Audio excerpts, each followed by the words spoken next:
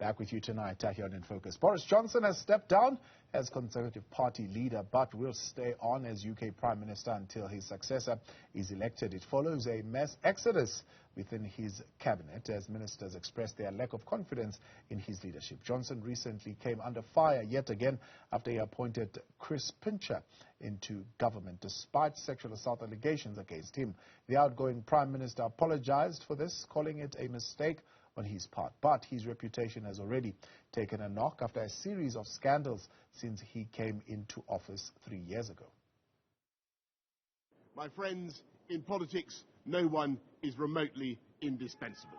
And our brilliant and Darwinian system will produce another leader equally committed to taking this country forward through tough times, not just helping families to get through it, but changing and improving the way we do things, cutting burdens on businesses and families, and yes, cutting taxes, because that is the way to generate the growth and the income we need to pay for great public services.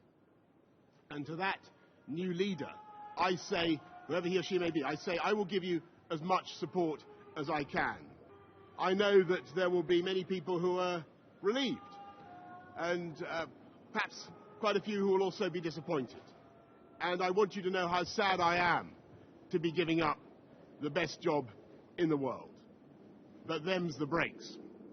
I want to thank Carrie and our children and all the members of my family who've had to put up with so much for so long. Joining us now for some insight into the political career of one of Britain's most colourful political characters this century is Voice of America London correspondent Ridgwell. Henry, good evening, and thank you very much for your time and for joining us today here on In Focus. Track for us Boris Johnson's ascendancy, I suppose, into a high political position. Where does it all begin? Well, he's always been known as a colourful MP. Of course, his first career was in journalism. He wrote for The Times and the Daily Telegraph. He was, in fact, fired from the Times newspaper for writing what turned out to be untruths. I think the phrase used at the time was, during his tenure as Brussels correspondent, about Europe. So early hints there as to his future sort of political obsessions with Europe.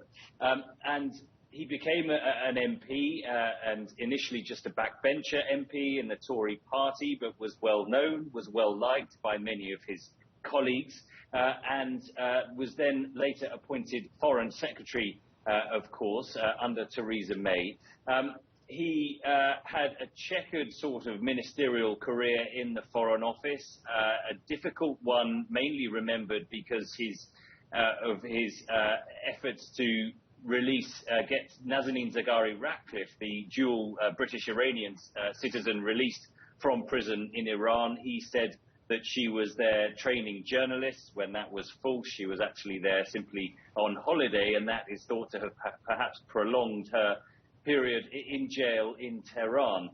He then later became Prime Minister, of course, when Theresa May stood down in 2019 and won a big majority on the back of promising to get Brexit done. That was his slogan at the time. He won an 80-seat majority for the Conservative Party.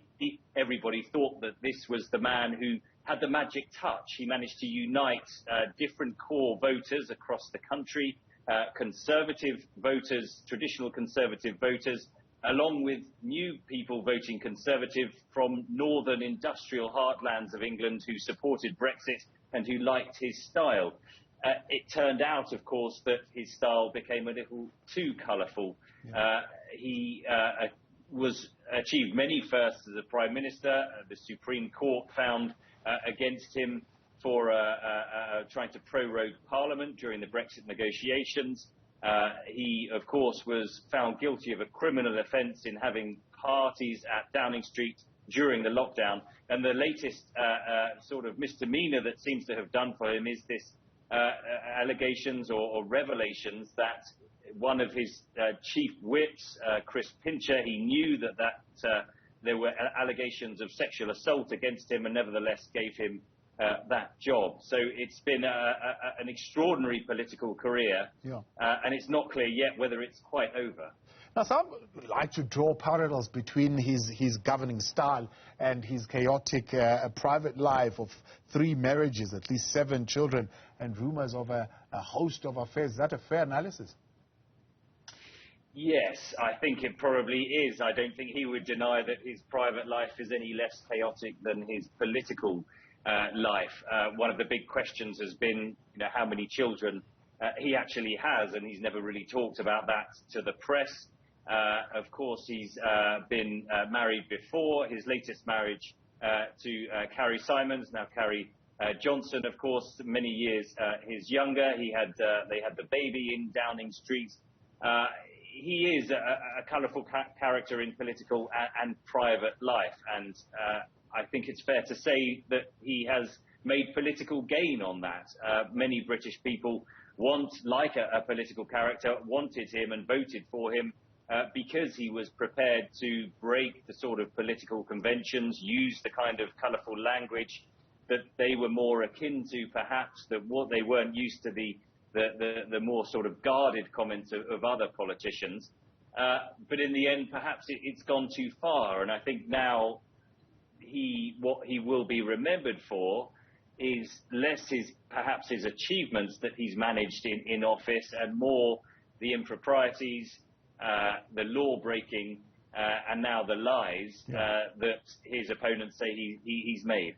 Well, one of his colleagues at the Daily Telegraph suggesting that Sunak and Javid may have realized what she and others have realized before, that the closer you get to him, the less you like him and the less you can trust him. And do you think those within his party always knew this? It just at this point became too much for them to keep up with it. Yes, I think the Conservative Party were aware of who they were choosing as their leader and who they were putting forward, and indeed the electorate as well in Britain. I think you have to take Boris Johnson's political career in the historical context that it has developed in, and he came to power on the back of the Brexit impasse that was paralysing Britain and that led to the downfall of his predecessor, Theresa May. People at the time were sick of Brexit, sick of being stuck and not going anywhere. And in came this colourful politician who pledged to get it done. And at that time, that was an attractive proposition. And he won with a landslide victory against Jeremy Corbyn in that election. And he got Brexit done. I think even his critics would accept that, although there are many aspects of the UK-EU relationship that remain unresolved. But his problem has been that once Brexit has been done, what has he got to offer after that? And some of his supporters still like his style. They like his way of governing. But I think even those loyalists who voted for him in 2019 within his own party have been sort of unclear of what his policies have been, whether he's a sort of low-tax, small government kind of figure, or if he wants to raise taxes as they have been recently and have more government control. They're unclear about what kind of politician he is. And so that policy has not been able to overcome the sort of personality flaws, if you like, that where he has struggled to sort of tell a single line, without calling him a liar outright. Yeah. I think people were very disappointed in recent days over the latest revelations about Chris Pincher, the Deputy Chief Whip, when Boris Johnson said that he didn't know about the allegations, and then it became obvious that actually he had been told. So apart from the moral bankruptcy, maybe even harshest criticism, is that he has broken every rule of decency. He has also not pursued, I suppose, a rather coherent policy agenda beyond Brexit, and it became quite undone, especially during the time of the pandemic. Yes, that's right. You will notice in that speech that you played before I spoke that he highlighted what he saw were some of his achievements, and of course one lasting one that he often claims is one of the fastest rollouts of the vaccine during the COVID pandemic, and he is credited with that, but his critics would say that he was always a step behind reacting to the reality of the pandemic. Of course, Britain did have one of the highest death rates earlier on. It was 2 or 3 weeks behind the rest of Europe in shutting down, and medical experts say that that probably cost tens of thousands of lives here in Britain. The reaction did speed up during the pandemic, and the vaccine did help Britain reopen earlier. So this is not something clearly that could be predicted at the beginning of his premiership in Britain, but it's become something that has defined it. Britain has slowly emerged out of the pandemic since the winter. And I think you're right, he has struggled to find a platform for his policies. The economic impact of the pandemic, tied with the war in Ukraine and a global sort of growing economic inflation crisis, has put Britain in a very difficult situation. It's got the highest inflation rate in the G7 group of countries, the lowest predicted economic growth for next year in the G7 too, and the lowest productivity for 15 years. So the economy is in a difficult place, and he struggled to come up with a coherent plan to turn that around. And I think that's what people are desperate for now, despite his achievements with the COVID vaccine, despite his achievements with arming Ukraine, which people give him credit for. What really counts for voters in Britain now, I think, is dealing with the cost of living crisis, which is really getting worse. Yeah. Now, as he plans his departure, he's, of course, saying he should be allowed to stay on right up until autumn. But there's been debate around that, others saying this could spell disaster if he stays on while the search for a new leader is continuing within the party. What's your analysis of how that could play out? Yes, it is difficult. It's clear that Boris Johnson's brand is tainted.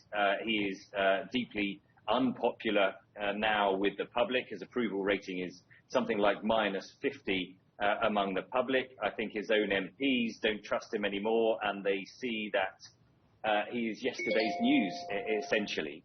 And many of them want to bring a new leader in to turn a new chapter within the Conservative Party.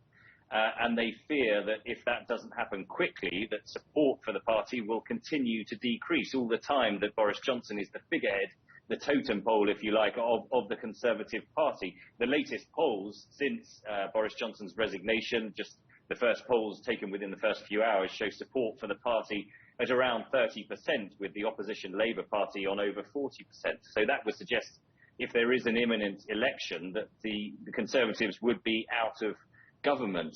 And the difficulty, though, for the Conservative Party is, if they install a new leader straight away, or even later in the autumn, that leader doesn't have necessarily the mandate from the people. This problem happened with the Labour Party, of course, when Tony Blair stepped down and handed the baton to Gordon Brown, and the Conservatives then demanded a general election and got one in 2010. And then, of course, they won that election, went into a coalition with the Liberal Democrats.